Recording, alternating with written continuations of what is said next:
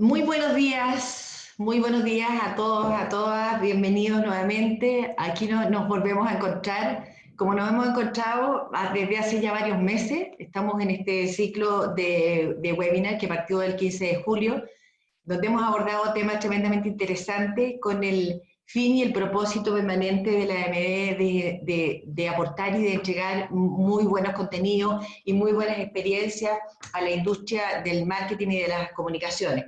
Hemos ido abordando temas súper interesantes como ha sido consumo responsable, despertar de la conciencia, muchos trabajos, yo mi jefe, educación digital, etcétera.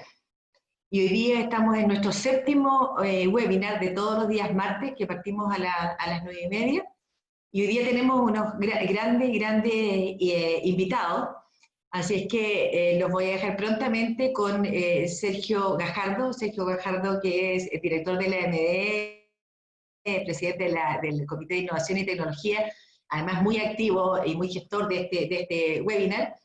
Y los voy a dejar con dos tremendos invitados que tenemos hoy día. Cristian León, que no le gusta que le digamos Cristian, nuestro Rita,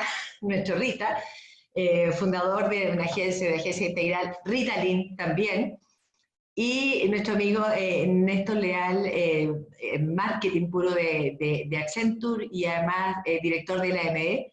Así que con estos invitados creo que tendremos una tremenda experiencia, una muy linda y una muy buena conversación. Así que solo decirle que lo hacen muy bien en esta hora y media que vamos a estar acá y los dejo con nuestro querido amigo Sergio.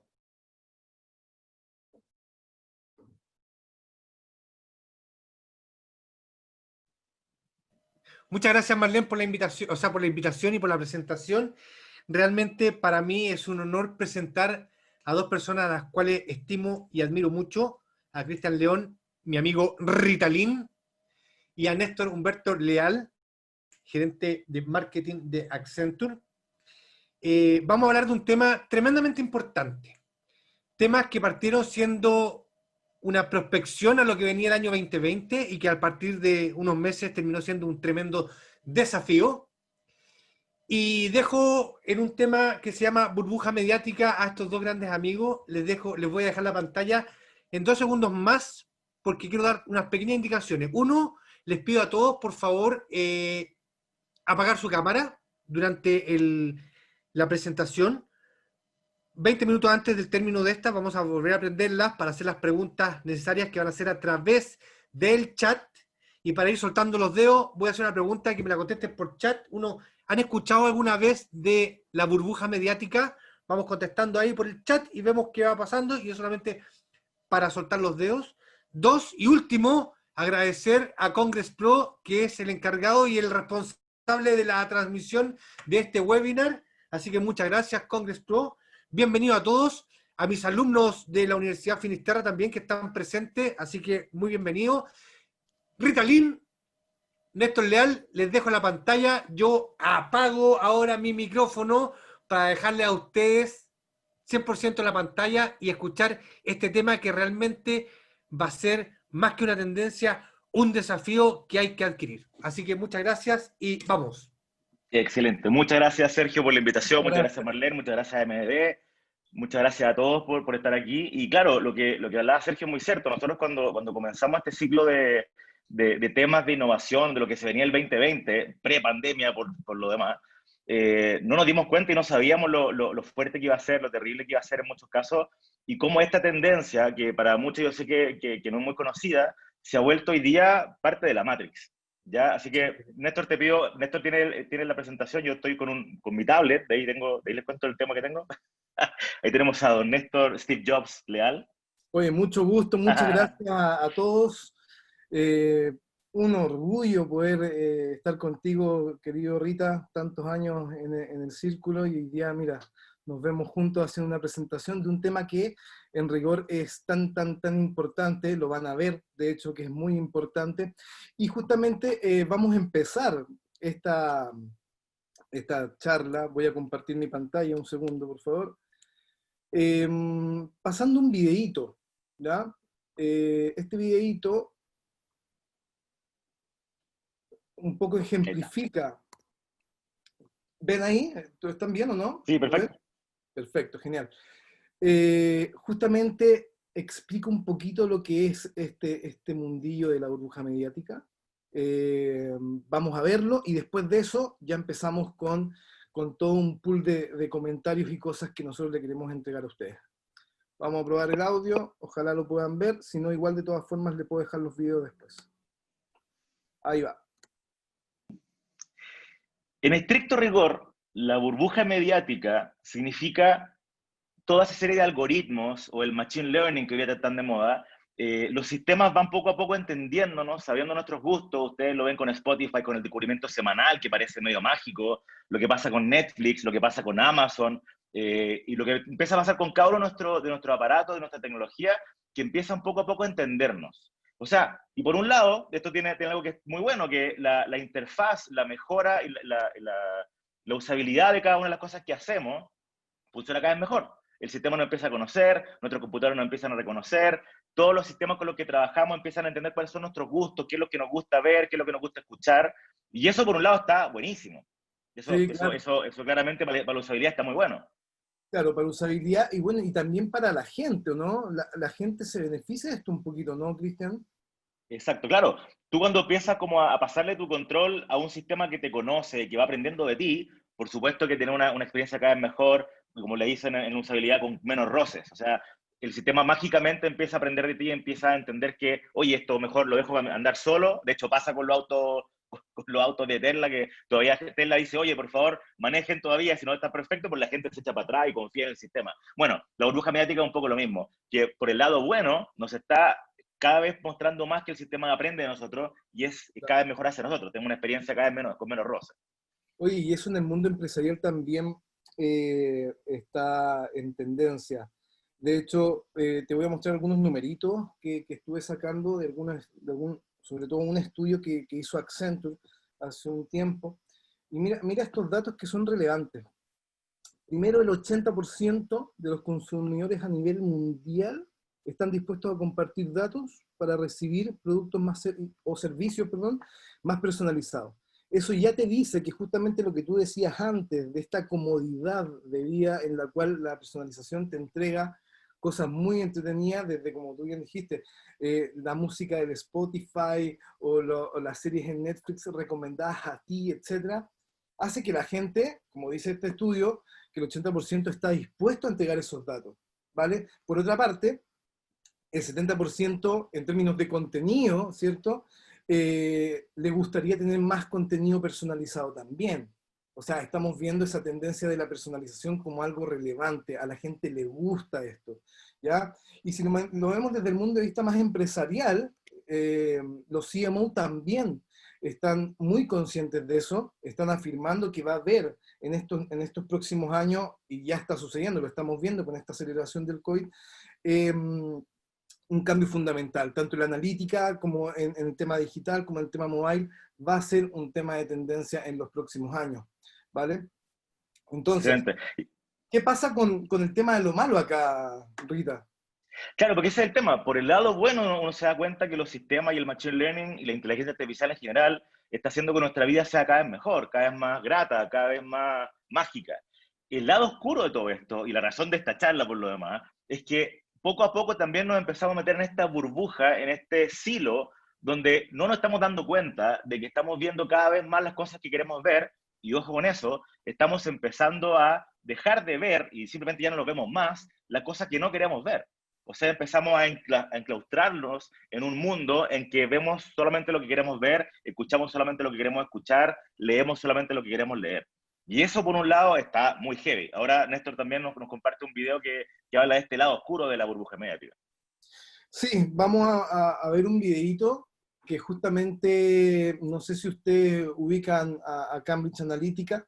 Bueno, un poco vamos a mostrarles cómo procedían ellos en términos de su trabajo y sobre todo puntualmente como lo hicieron con el tema de Trump, que justamente tiene que ver con todo este tema de la burbuja mediática y de cómo, bueno, ellos se aprovecharon de eso. Qué fuerte. Muy heavy. Sí, bueno, aquí particularmente se puede ver reflejado el poder de la data, ¿ya? Ahora, este tema, el mal manejado, pero lo hablábamos ayer con Rita, qué bueno que fue, tal vez, que se haya destapado esto antes de, tal vez, la pandemia. ¿Por qué lo digo así? Porque Cambridge Analytica, lo que pasó con Cambridge Analytica y que se descubrió este tema, fue un punch y un empuje muy fuerte a la preocupación de la privacidad de datos en general, ¿ya? Después de eso vamos a hablar con Sergio también y comentar lo que hace la MDD particularmente con este tema de la protección de datos y el código de ética, etc. Pero bueno, volviendo al punto, Cambridge Analytica lo que hacía en rigor era algo extraordinario en términos de tecnología, ¿ya? Muy poco ético, de todas maneras, pero lo que hizo fue algo que en verdad rompió los paradigmas un poco del versus estoy súper cómodo con entregar mis datos, pero no entendía bien al parecer que me estaban tal vez manipulando. Eso lo vamos a conversar un poquito más adelante, pero vamos a ver el próximo video, que justamente es un ejemplo particular de Cambridge Analytica con un país, ya con Trinidad y Tobago, que justamente ahí sí se ve cómo estos gallos lo hacían de una forma extraordinaria. Qué fuerte, Rita. Heavy, es como ver una película de James Bond, como que el malo ganó, así como impresionante. Fíjense que hablan de 4.000 a 5.000 data points, que hablan de hacer 10 campañas de gobierno al año. Eso es lo que hacía Cambridge Analytica y eso es lo que descubrimos, y porque la prensa lo descubrió, salió a la luz, pero ¿cuántas cosas pasan hoy día que siguen parecidas? Lo que pasó con Trump es parte de Cambridge Analytica, lo que está pasando con el Brexit, que mucha gente se pega en la pared porque no puede creer que tomaron la decisión justamente porque tú ves los datos. Mucha gente que estaba en contra de que los portugueses estuvieran en Gran Bretaña pensaron que al hacer el Brexit iban a sacar los portugueses de su país, pero no se dieron cuenta los giles de que salieron ellos de Europa. O sea, de verdad que una cosa es la retórica y otra cosa es cómo manejar los datos de manera tan profunda, y eso es muy heavy. De hecho, en el siguiente slide, si tú lo compartís, Néstor, hay un dato que salió hace poquito que habla también de, por ejemplo, cómo los ingenieros de Google están revelando que hay una serie de patrones y de prejuicios en las búsquedas de Google, que Google asume y presume que tú eres hombre o mujer, negro o blanco por las preguntas que estás haciendo. O sea, incluso en ese sentido, toda la información que uno está dando, todas las cosas que tú estás entregando para tener una mejor información de vuelta, se están convirtiendo también en esta prisión transparente que se llama la burbuja mediática. Tal cual. Y una cosa más heavy todavía, si tú, mira, Néstor, por favor, en el siguiente, si tú ves lo que está pasando hoy día, ustedes pueden decir que tiene que ver esto con lo que estamos hablando. El hecho de que hoy día toda la industria periodística esté mutando hacia el broadcasting, hacia Internet, está haciendo algo que también es bien terrible para nosotros como parte de esta burbuja invisible, que quiere decir que todas las noticias, todos los diarios de papel, todo el reportaje que se toma el tiempo para revisar y para chequear las fuentes, eso no existe mucho en Internet. Tú no tienes tiempo de chequear, tú no tienes tiempo de revisar tu fuente realmente. Y lo que está pasando hoy día es que cada vez más nos estamos yendo hacia ese tipo de periodismo, mucho más inmediato, mucho más rápido y mucho menos fiable también. Y ahí entra todo el tema de las fake news.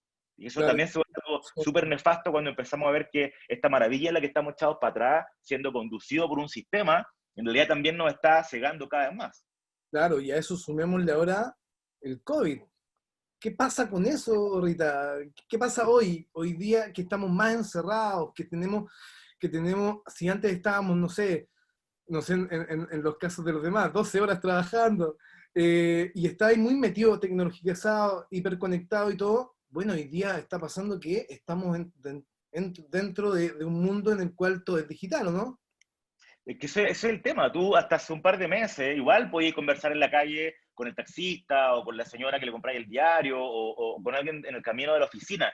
Gente que a lo mejor no son tus amigos, no los estás eligiendo, pero son parte de tu vida normal, son parte de este espectro maravilloso de la vida normal. Hoy día lo que está pasando, y por los últimos 4 o 5 meses, cada cosa que hacemos, cada cosa que estamos haciendo, desde trabajar, estudiar, ver noticias, hacer networking, incluso dicen que hacen happy hour por ahí, no sé, no me consta, que se hacen happy hour por Zoom.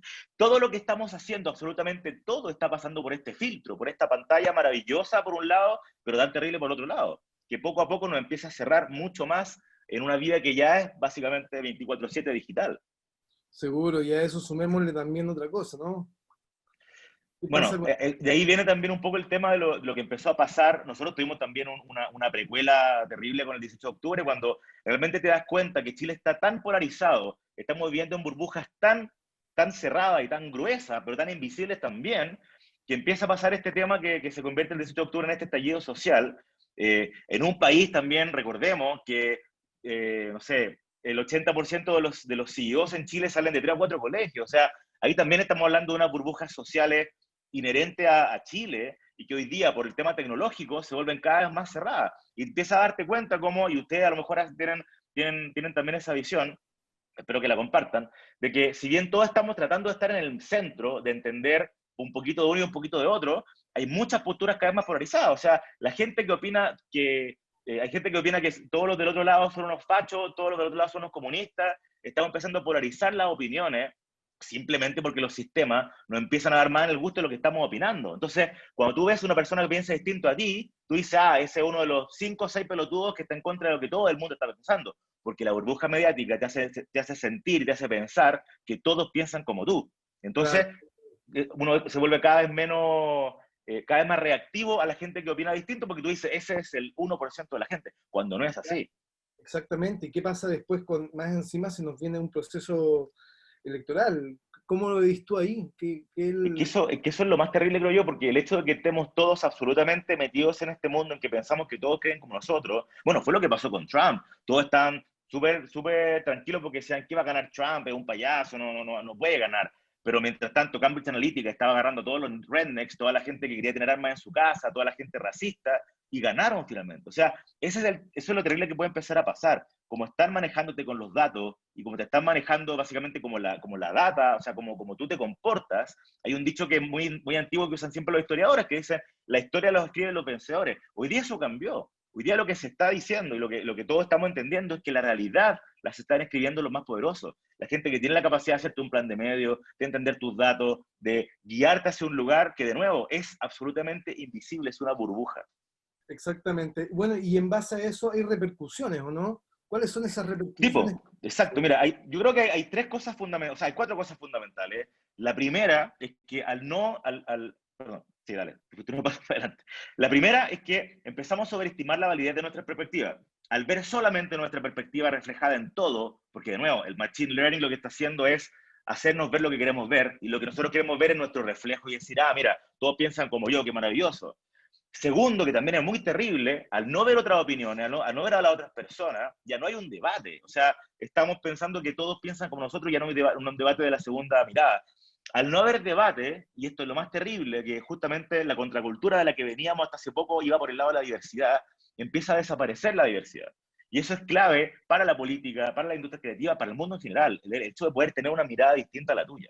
Pero lo más terrible, creo yo, y el cuarto punto, es que al haber una burbuja mediática tan importante y tan grande, dejamos de ver a los otros y dejamos de sentir empatía. Y eso no hemos dado cuenta, y de hecho, me parece que con Néstor le hemos hablado mucho, con todos los que están acá le hemos hablado mucho en nuestro podcast, en charlas también, de cómo la empatía como motor de marketing hoy día, como motor de la vida en general, se ha visto muy mermada con esto de la burbuja mediática, cuando tú no ves lo que está pasando con la otra gente. Yo hablaba ayer con Néstor el ejemplo de cuando uno anda en auto. Yo ando en auto hace mucho tiempo porque vivo lejos, no tengo la posibilidad, ojalá pudiera, de usar el transporte público. Y eso hace que en mi vida yo vea el tag, vea la benzina, vea los autos. Y no me acuerdo, no lo tengo en mi radar y no lo veo en mis medios, todo el tema que pasa con el transporte público. Entonces, empieza a pasar que cada vez más nos convertimos en este ser cerrado de una sola mirada, que no se puede poner, y no es que no queramos, no nos podemos poner los zapatos de los demás porque no los vemos. Es muy fuerte lo que tú decís, muy cierto, Rita. Justamente cuando tú tienes esa burbuja, te empiezas a perder de cosas. Y sobre todo cuando estamos nosotros trabajando en nuestro territorio que tiene que ver con los usuarios, con las personas particularmente, cómo tú puedes conectar con esas personas. Si tú obviamente tienes una burbuja mediática, tal vez te estés perdiendo de cosas que son totalmente relevantes y por ende tal vez te puedan estar hasta manipulando. Y esa es la gran pregunta al final. Vamos, ¿estamos siendo manipulados o no? Qué fuerte es esa pregunta, entendiendo que, en resumen, nosotros entregamos nuestros datos para tener estos beneficios, ¿cierto?, de la personalización, pero por otro lado tenemos que tener una conducta ética, tanto nosotros como profesionales de las comunicaciones, como también las personas, para justamente no caer en esa burbuja. Para eso vamos a mostrar un videito que justamente tiene que ver con eso y también nos hacemos esa pregunta. Y después de eso vamos a ver también, bueno, ¿qué podemos hacer para desafiar este mundo, ¿no? Exacto, exacto. Con el videito. Esa es la pregunta tan terrible. Y esto es un poquito lo que pasa con Matrix, una de las películas favoritas de la vida y parte de la cultura pop hoy día. Es como Neo cuando le muestra, cuando Morpheus le muestra las dos pastillas a Neo. O sea, tenemos la opción de seguir en esta pastilla azul y seguir como que todo pasa como siempre y seguir en esta burbuja maravillosa, porque no digo que no, de que el sistema te reconozca perfectamente y Siri te levante la hora exacta y que Waze sepa dónde tú vas, dónde tú vuelves, porque eso también te conviene para que no tengas que apretar un botón sin que Waze ya te diga cuántos kilómetros van a hacer y cuánto te va a demorar. Pero hay un mundo muy terrible también que tiene que ver con abrir los ojos y darse cuenta de que tenemos que hacer algo al respecto. Y tomarse la pastilla roja y decir, ¿sabes qué? Tenemos que hacer algo. Y como siempre me gusta hacer a mí, siempre me gusta dejarle a usted algún dato, quisimos traer 3 tips, sé que hay más, pero por lo menos 3 tips fundamentales para realmente poder tomar esta pastilla roja y poder despertar un poquito esta burbuja mediática. El primero de ellos, y ojo, son todos difíciles, yo no digo que no, el primero de ellos, y pasa sobre todo en Twitter, inténtalo, trata de no borrar de tu timeline, de tus seguidores, a la gente que piensa distinto a ti. Es súper difícil hacerlo, pero si tú lo haces, te voy a contar lo que pasa al revés. Si tú lo haces, vas a empezar efectivamente a odiar las personas que piensan distinto a ti. Vas a dejar de tener esa mirada. A mí me ha pasado, y lo traía a hablar con Sergio también, que también tiene hijos adolescentes, cuando de repente mi hijo sin querer, o con querer, no sé, usa mi Spotify y pone canciones que son de él, yo de repente me encuentro escuchando cosas que me encantaron y que no tenía en mi radar, porque claramente yo no estaba pensando en ese tipo de música. Cuando tú escuchas y tú decís, yo odio el reggaetón, por decir un ejemplo, y es que, y bueno, odio el reggaetón, pero cuando de repente alguien pone una música que no es lo que te gusta, pero te das cuenta que hay canciones que no se te hubiera ocurrido escuchar, pero que te refrescan un poco el oído, es porque sin querer estás saliendo de la burbuja mediática. Entonces, tratemos de evitar sacar de nuestro ecosistema, de nuestros seguidores, de nuestro timeline, a la gente que piensa distinto a ti. El segundo tip, un poco por ese mismo lado, el segundo tip tiene que ver con buscar activamente, y quiere decir, o sea, activamente, no es solamente, ok, que venga, sino que buscar a las personas, buscar a gente con creencias distintas, tratar de entender por qué esta persona piensa lo que yo no pienso. Si yo quiero votar apruebo, ¿por qué el otro quiere votar rechazo? Si yo quiero votar rechazo, ¿por qué el otro quiere votar apruebo? Entender por qué están en esa opinión, por qué ellos piensan así. Eso es una parte fundamental de la empatía, pero hoy día tenemos que hacerlo activamente. Y el tercero tiene que ver justamente también con ser capaz de educarse, de leer libros contrarios a tus creencias, de buscar en YouTube canales distintos a lo que tú piensas. Y siempre pongo el mismo ejemplo de escuchar un poco a ese tío loco que vale tontera, al tío facho o al tío comunista, y tratar de entender también un poquito y cerrar los ojos y respirar profundo, pero tratar de entender esa mirada que ellos tienen. Yo estoy muy de acuerdo y sobre todo en informarse. Creo que la información, el poder consumir contenido que no solamente es lo que a ti te gusta, y como tú bien dices, buscar otras opiniones es clave para justamente un poco ampliar o separarse de esa burbuja en la cual uno vive y que efectivamente tiene sus beneficios, pero con este tipo de tips en general lo que podemos hacer es un poco ampliarlo y tal vez en cierta forma romper esa barrera de esa burbuja. Eso, señores, empecemos el debate, conversemos. Adelante, Sergio. Ahora con los micrófonos. Democracia. Claro. Eso, esto es un tema súper interesante, parece que hay mucho que debatir, hay mucho que decir, pero lo primero es darse cuenta que está. Este es un tremendo temazo. Tenía el micrófono apagado recién. Siento que el mundo nos está llenando de oportunidades, pero se nos está llenando de desafíos. Y esto, ya que los datos son un desafío, esto es un tremendo desafío para todos los que trabajamos en el área del marketing, en el área de las comunicaciones. Y voy a partir con una pregunta que habló Rita y habló Néstor, que habla sobre la empatía. Sobre la empatía como motor de marketing. es una frase y una palabra súper manoseada, pero poco utilizada. Exacto. Más que utilizada, poco asumida. ¿Soy realmente empático con mi entorno, con lo que está pasando? Partamos con esa pregunta. Dale, Rita, dale, Sí. Rita. Sí, mira, Podríamos de hecho a mí me gusta las mucho el tema, me caras. apasiona, para mí el tema de la empatía y de la burbuja mediática han sido como mis grandes temas en los últimos meses, de hecho tengo un par de capítulos del podcast al respecto. Yo creo que hoy día el problema fundamental que no hemos visto reflejado con las compañías, con las marcas, con el e-commerce, con estos hashtag compañía X no responde, es la empatía. La empatía hoy día, efectivamente, como dices tú, Sergio, debería ser el motor del marketing, entender a la otra persona y entender cuáles son sus problemas y en base a eso crear nuestros productos, cambiar nuestros productos, mejorar nuestros productos y nuestra capacidad de verlos está mermada por esta tecnología que también, irónicamente, no hace tan bien.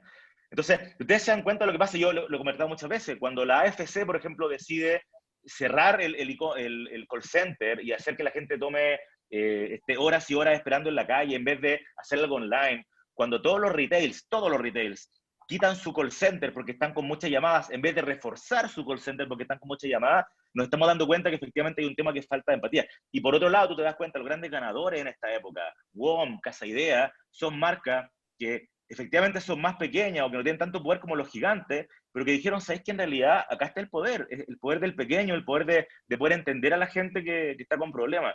Hoy día la empatía es el motor fundamental del marketing. Y la empatía, de hecho lo hemos hablado con Néstor también en algunos capítulos de podcast, siempre paso el dato.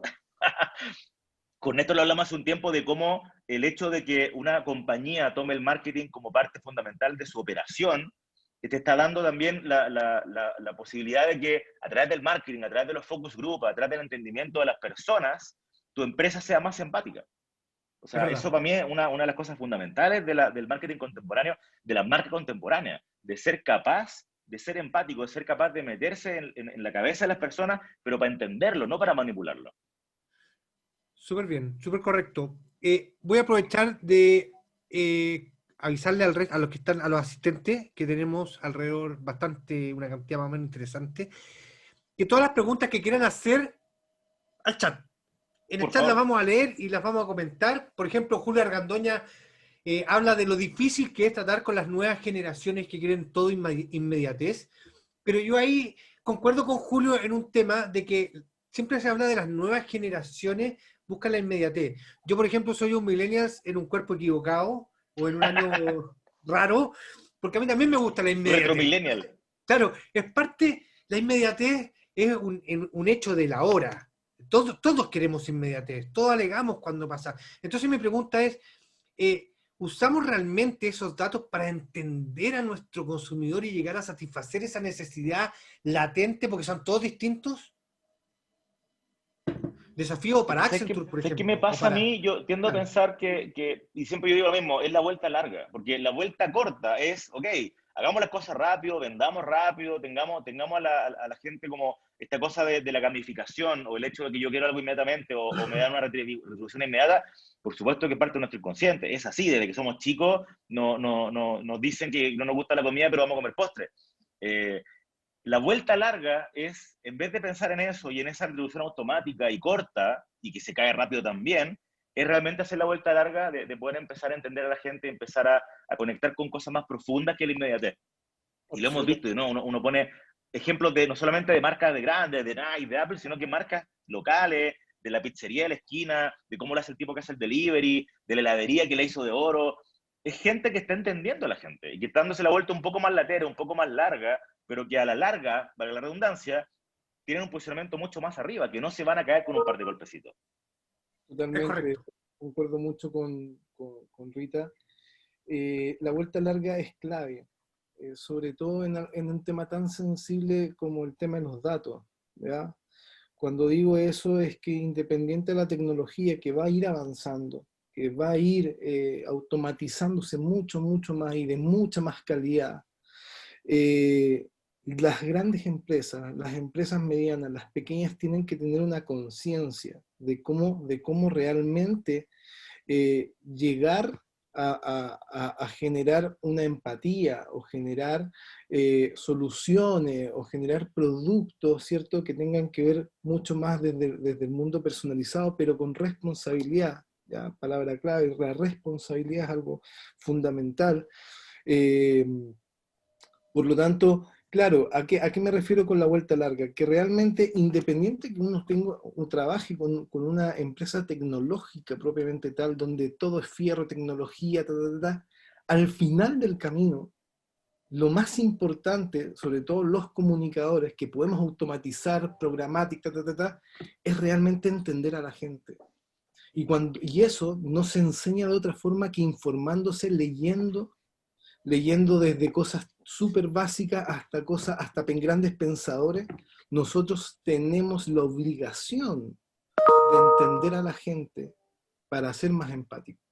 ¿Ya? Entonces, claro, al final uno dice, chuta, ya, uno como CMO, ¿qué hace? Se pone experto en todas las tecnologías full, o realmente empieza a leer más del ser humano, de cómo es él, de cómo se tiene que entender. Es ahí también el desafío.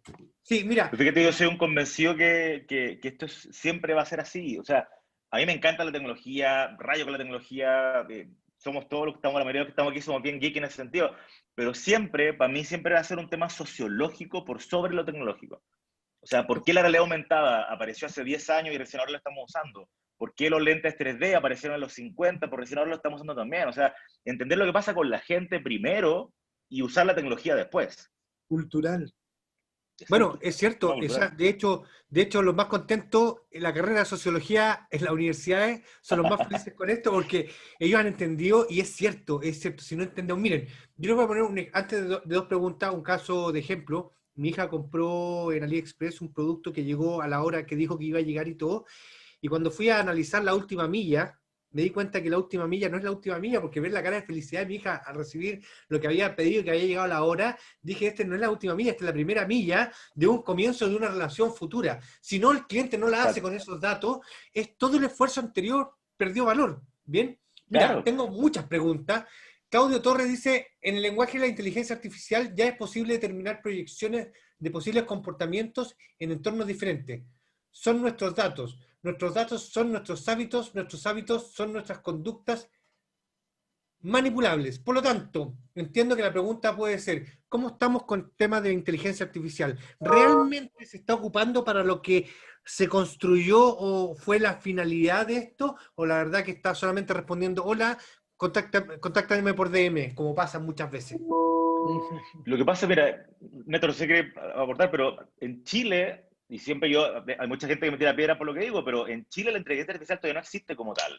La inteligencia artificial es un proceso que literalmente toma tanto tiempo como crear un niño. Para que una inteligencia artificial pueda comportarse como un niño de 5 años, requiere 4 o 5 años de aprendizaje. En Chile tenemos un volumen muy pequeño. En Japón o en países más grandes puede haber inteligencia artificial mucho más sofisticada. Hoy día, lamentablemente, la gente confunde inteligencia artificial con los bots, que son súper tontos, de inteligencia no tienen nada. Y lo que hacen finalmente es tratar de aprovechar el estar 24/7 conectado para poder vender, pero de nuevo, no estar conectado a la gente con los requerimientos reales. Con realmente entender a las personas para ser inteligente en tu operatividad y en tu conexión con la gente. No es la inteligencia de la venta, que como mal se entiende. Es correcto. Sí, estoy de acuerdo con ese tema. Sí, la inteligencia artificial acá en Chile está empezando. No sé si, o sea, está bastante avanzada o bien vinculada con otras industrias, ¿ya? O sea, por ejemplo, automatización en minería es algo que se está empujando mucho, pero cuando hablamos de inteligencia artificial vinculada a las personas, ¿ya? Es ahí donde diría en Chile, por ejemplo, estamos empezando a descubrirlo, ¿ya? Somos obviamente un país de prototipo en el cual en otros países recién se está conversando, nosotros igual lo estamos tratando de implementar. Pero claro, cuando dice Rita, cuando lo ves en Estados Unidos o lo ves en China, etcétera, etcétera, claro, ellos tienen mucho más el mundo avanzado, pero sin duda se tienen que, y aquí lo pongo como un tema local, se tiene que empezar a preocupar no solamente la industria, sino el país, en términos de inteligencia artificial, por primera vez, cuando estuvimos hace poco conversando con el ministro de Ciencia y Tecnología, se abrió un grupo de un comité de inteligencia artificial en Chile.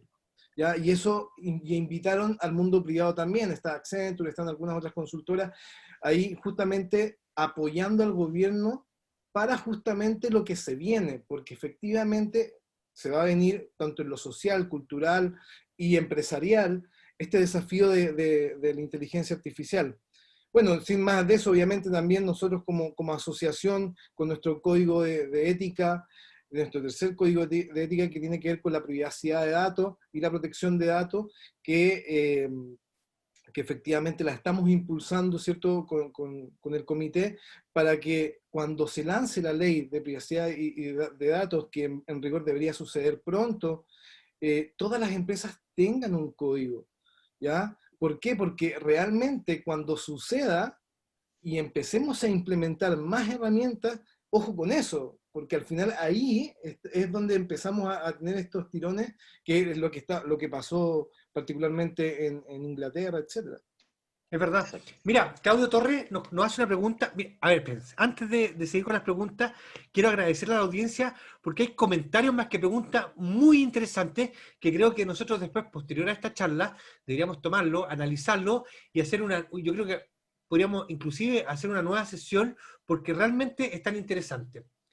Claudio Torres nos dice, ¿cómo funciona la burbuja mediática con eso de que se crea un espejismo de las redes sociales y de la cantidad de seguidores de la mano de los influencers versus la preocupación por las ventas o por el revenue?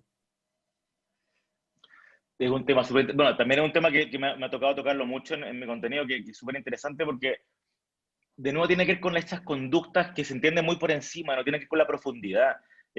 Todavía veo a muchas marcas agarrando a los seguidores, a la gente con millones de seguidores, simplemente para que muestren su producto y no con un fit cultural real. Tratar de usar más microinfluenciadores y gente más normal que tú realmente le crees y no es solamente un plan de medio, se hace súper relevante. Pero lamentablemente hoy día, además como comunicador y como publicista específicamente, nosotros venimos del mundo de la persuasión y venimos del mundo de mostrar y gritar. Lamentablemente hoy día eso se ha vuelto algo demasiado real y demasiado profundo, como lo vemos con la burbuja mediática. Y la forma yo de manipular, entre comillas, con la retórica que tenía antes, con un aviso gigante frente a ti, se ha vuelto hoy día algo mucho más real y mucho más certero. Entonces ahí también entra el tema ético que decía Néstor, que es súper fundamental, de realmente entender lo que estamos haciendo. Y de nuevo, la vuelta larga. Tratar de entender a la gente para ayudarla y no para llevarla para un lado. O sea, no decir que el otro producto es malo, tratar de mejorar tu producto. Claro, no me grites, cuéntame algo que sea con sustancia. Claro. ¿Ah? Ahora, yo creo, fíjate, y tiendo a pensar que el tema de los embajadores de marca en ese contexto va a empezar a morir porque la gente también se empieza a dar cuenta y la gente no es tonta. Cuando tú veías a alguien comentar otra vez estos programas que están saliendo en redes sociales, y tú veías atrás más marcas que kiosco de barrio, que está lleno de marcas atrás, la gente empieza a cachar eso y de nuevo empieza a ser poco relevante. Para mí, el filtro fundamental siempre va a ser la relevancia. Es correcto. Mira, Dafne Cobo le pregunta a Néstor, o a Rita, pero básicamente es por lo último comentario que hizo Néstor, es importante que esta empatía vaya de la mano de la responsabilidad y de entender las necesidades reales del consumidor, que sea parte del propósito de marca y evitar así el COVID washing, le pone, o el oportunismo de no llegar con una oferta de marca apalancada solo por el contexto. Ahí yo creo que va un poco apuntado a lo que pasó, por ejemplo, con el tema de Mel Gibson, que es puro oportunismo, pero claro, poca constancia, poca sustancia. Yo creo que particularmente las marcas tienen que tener muy conectado el propósito con el tema de venta. Yo creo que más que nunca ahora con esta nueva normalidad lo hemos visto y es una tendencia de todas las empresas de empezar a reevaluarse el mundo del propósito como compañía, ¿ya? Y eso lo van a ver lo más seguro durante estos meses o este próximo año, como todas las marcas tal vez vengan con un refresh, con una, tal vez con una misión, con una visión muy clara hacia el consumidor, que obviamente eso lo hace más honesto. Ahora, de honestidad y de palabra todo lo aguanta. Lo que nosotros queremos ver de las marcas es, ok, si estás diciendo que eres verde, ¿qué estás haciendo por eso? Y eso es lo que al final hoy día tiene que ser coherente. Si tú eres coherente en base a eso, vas a vender. Es lógico, la gente va a querer a tu marca. ¿Se entiende? Por lo tanto, sin eso, en verdad, justamente como decía Daniel, no va a fluir todo lo que tenga que fluir. Es verdad.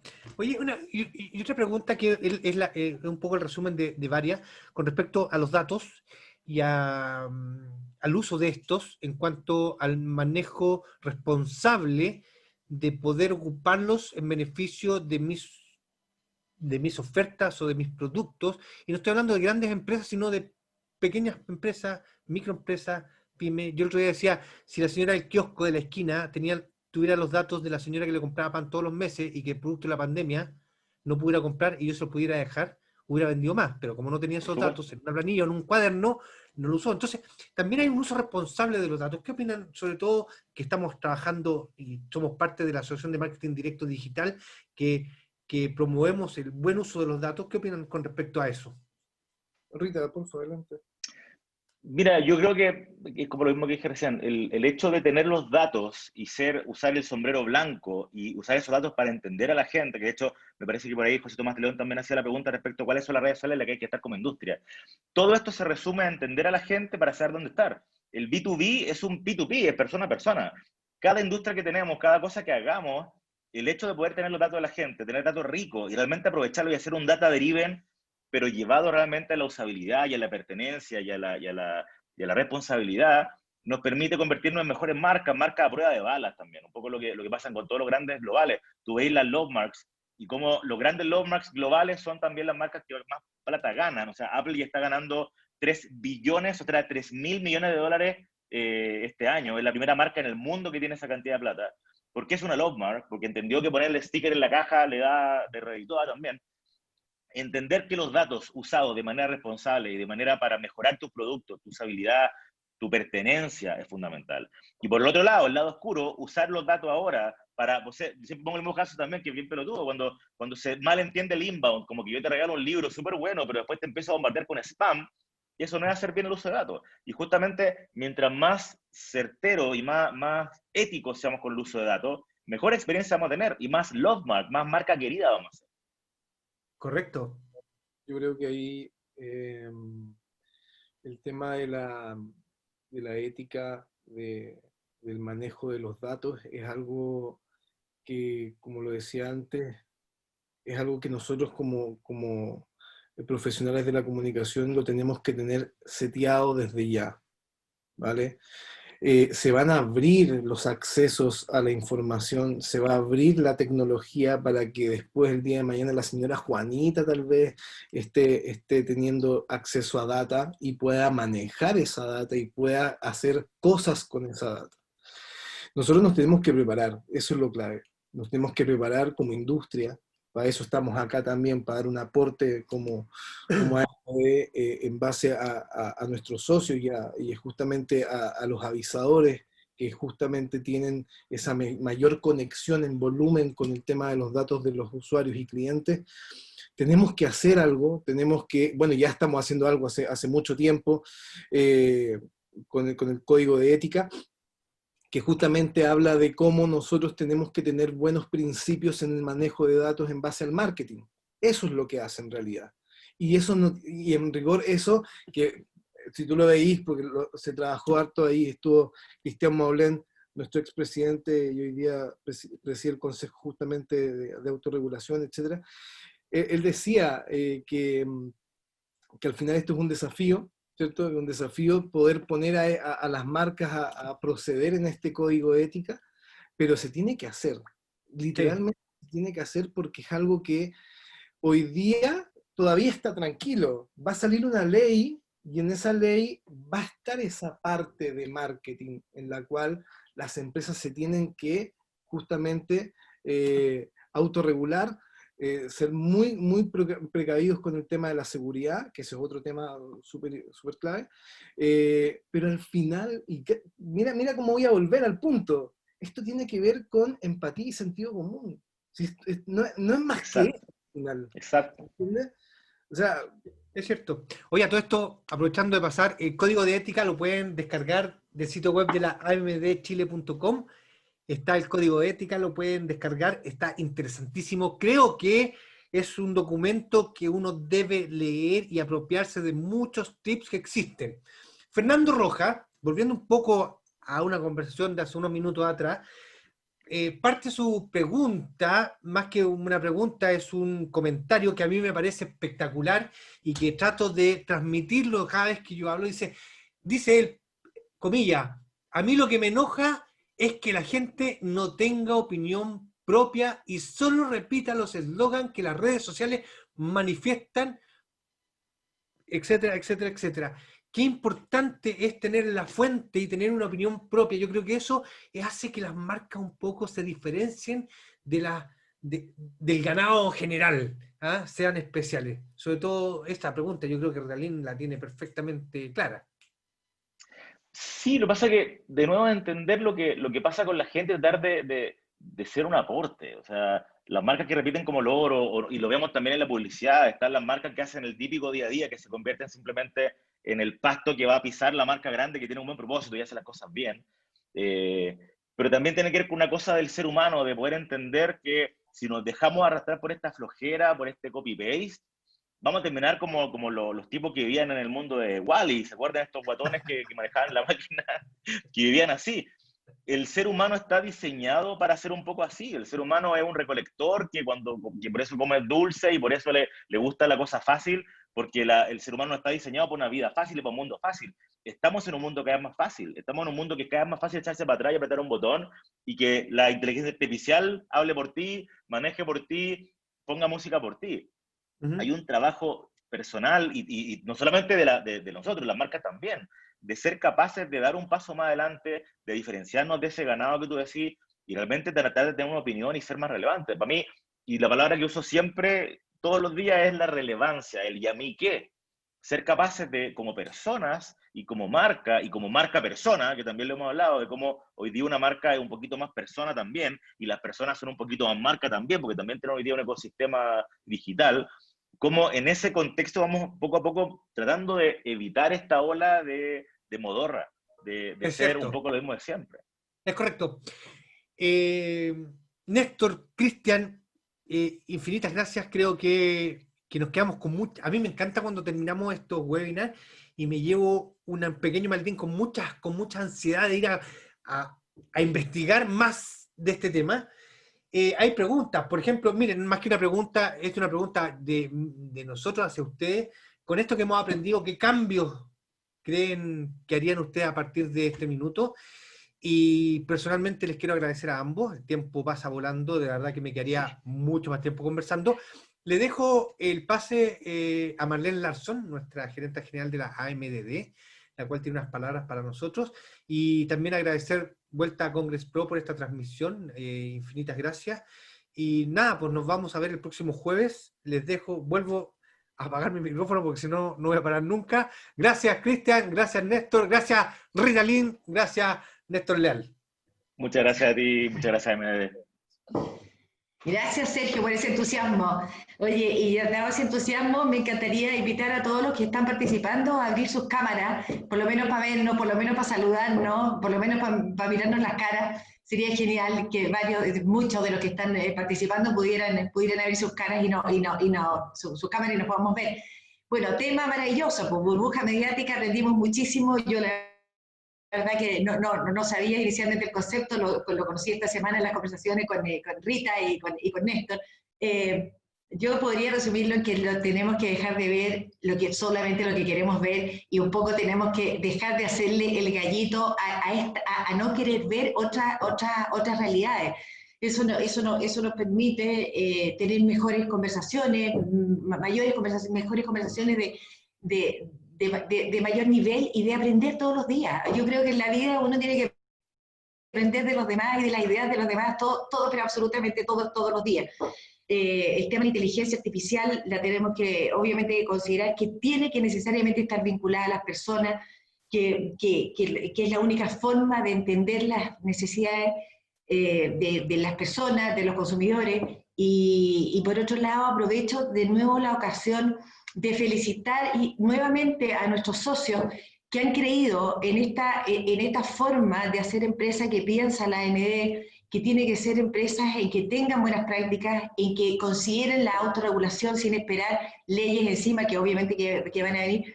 Pero agradezco por haber creído en esto y haber llevado un paso súper adelantado respecto a todo lo que hemos hablado, y ustedes han hablado también respecto a la protección de los datos y al uso de los datos y qué sé yo. Así que la verdad que es un tema que es tremendamente apasionante. Sé que hemos tenido muchísimos participantes.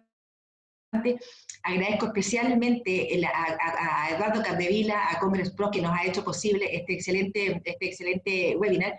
Y los dejo invitados para el próximo martes. Esto supuestamente termina, el último ciclo termina, el último webinar termina el 15 de septiembre, pero yo veo que ha sido tan interesante que no sé si lo vamos a terminar. El próximo martes vamos a tener un tema sobre monetización, un concepto bien interesante también, y ahí vamos a tener a Pablo Pizarro, socio de Redmas y socio fundador de Redmas y socio de la RD, y a Cristian Ortega de falabella.com, así que también seguiremos aprendiendo y entregándole muchísimos contenidos. Gracias a todos, gracias Rita, gracias Néstor, gracias Sergio, como siempre, por tu activa participación en esto, y solamente dejarlos invitados para el próximo martes, no se lo pierdan. Muchísimas gracias.